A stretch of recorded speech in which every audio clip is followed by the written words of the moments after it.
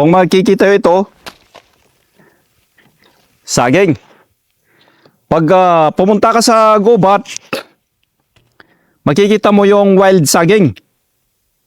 Akala mo kung totoo na saging, pero saging ng unggoy. Tinatawag na saging ng unggoy. Yun ay nagbubunga din. Kaso ang bunga niya may buto. Pagkainan mo, puro buto ang laman yung kwan.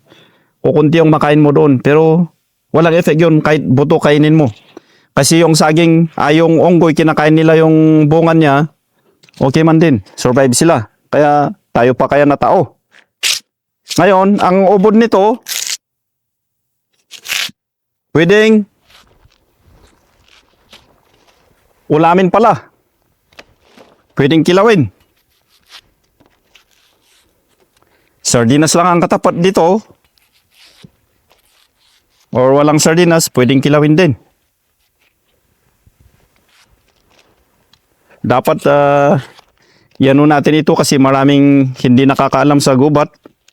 Yung wild saging, marami dyan sa gubat. Makakagulay tayo ng masarap na wala sa syudad. Ito, yung ubod niya. Ito, cut mo doon. Itong ubod ito ay i-chop mo siya ng maninipis. Tapos tikman mo. Kung medyo mapakla, pigaan mo siya ng asin para mawala yung pakla niya. Pag hindi mapakla, okay lang kasi yung saging ay iba-iba.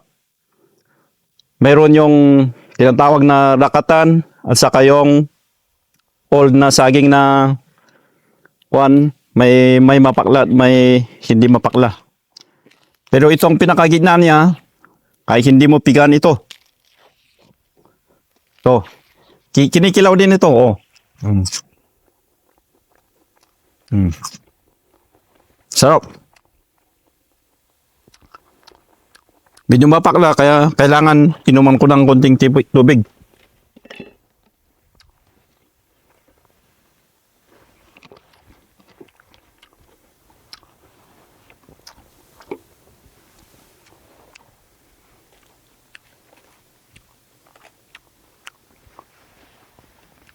Sunod ko itong